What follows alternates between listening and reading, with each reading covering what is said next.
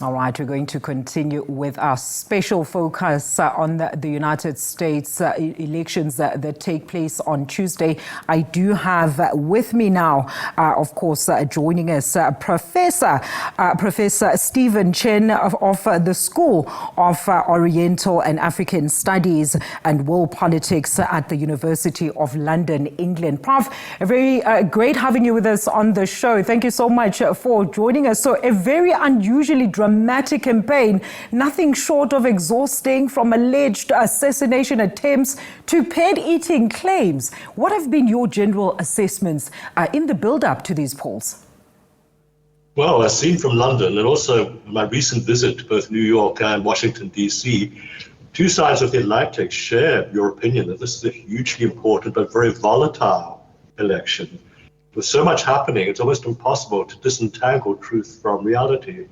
And I think those who are very cynical and those who are very, very much determined to win at all costs are quite adept at tangling through, rumbling through the mistruths and using them for their own benefit. So from this side of the Atlantic, what we see is an election where it's very, very difficult to ascertain exactly what is going on amidst all of the truths and the untruths that are being purveyed. It's a very confusing election for non-Americans, but I dare say it's actually very confusing for most American voters as well. Professor, let's talk about this. I know you were listening in on our conversation with our U.S. correspondent, Sherwin Buspeace, just a short while ago.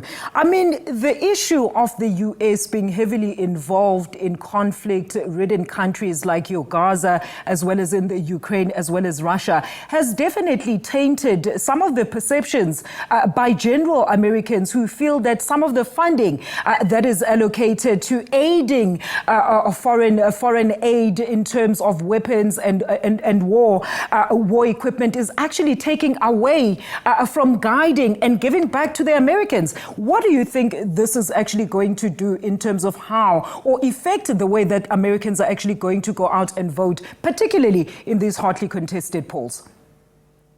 Many Americans have become very, very insular. They believe the narrative that America first and America only and America the greatest.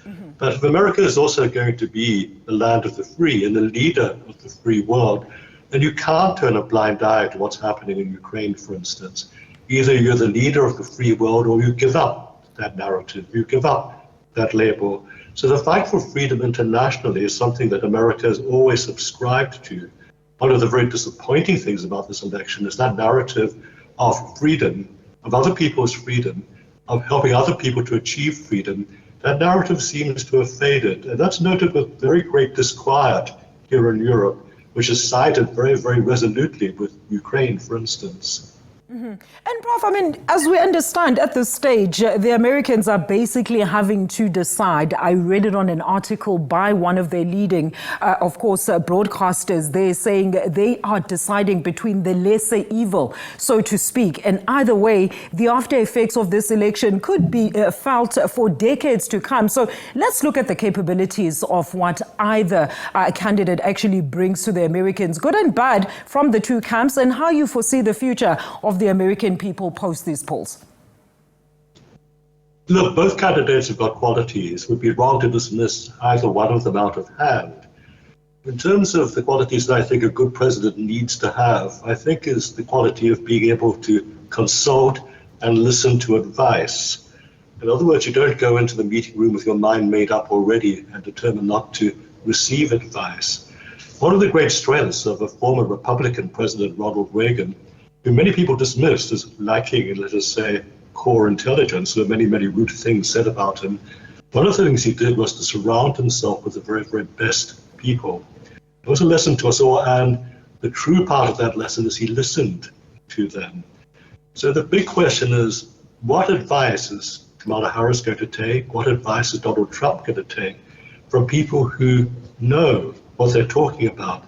Now, I've met some people, particularly on my recent visit to New York and Washington, who stand to be in the cabinets of either one of these two candidates. And whether I agree with their politics or not, these are expert people, professional people who know what they're talking about. So for me, the key is, are they going to be listened to? Or are you going to make up, for instance, foreign policy on the hoof and just declare your bias and think that that is going to be the leadership of the free world. What Europe in particular is worried about, but also other countries, Asia, Middle East, Africa, countries I go to a very great deal, is what's in it for us? Are we going to have some rational leadership? So outside of America, the person who's got the most mature approach to foreign policy is going to win the attention and the support of most people outside of the United States of America.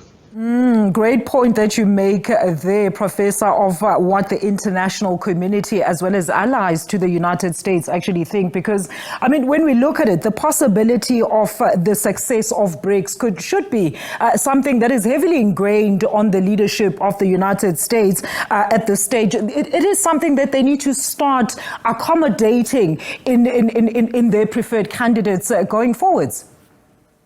Well, absolutely. I mean, the phenomenon of the rise of the BRICS nations as a grouping, increasingly a coordinated grouping, is because they're disappointed in the United States of America. So they're trying to build up an alternative architecture for world politics, which will understand them and care for them in one way or another. That is not being done by the USA. Now, I'm not sure how deeply that realization is felt in American politics in Washington. I'm not sure how deeply felt, if it's felt at all, among the voting public. But America is a country in the world. It has to take the world into account. You can't call Africa, for instance, a collection of shithole countries. You can't call Puerto Rico a garbage dump, for instance. There has to be some respect. The world is looking for respect from the United States. If it gets respect, it'll be more susceptible to American leadership. And Prof, maybe just in closing, let's look at some of the most pertinent day-to-day challenges that are being faced by Americans. We've seen shocking footage of how the former soldiers do not have accommodation. We've seen how people that have a basic salary cannot sustain their family life and means of having a normal life. So a lot of issues that have to be considered by whoever takes to the Oval Office, and they have to basically hit the ground running. They have to hit the ground running. It's not a case of the economy in macro terms. As Sherman was saying, there's been growth in the macro economy. It's performing well. It's the distribution of economic benefit, the micro economies that every person on an everyday level has got to put up with and try to benefit from. You've got a real problem in terms of distribution of wealth in the United States. And that has to be addressed by whoever wins the election. A disgruntled electorate this time that votes you in will not be tolerant of you throughout a term which does not try to accommodate them.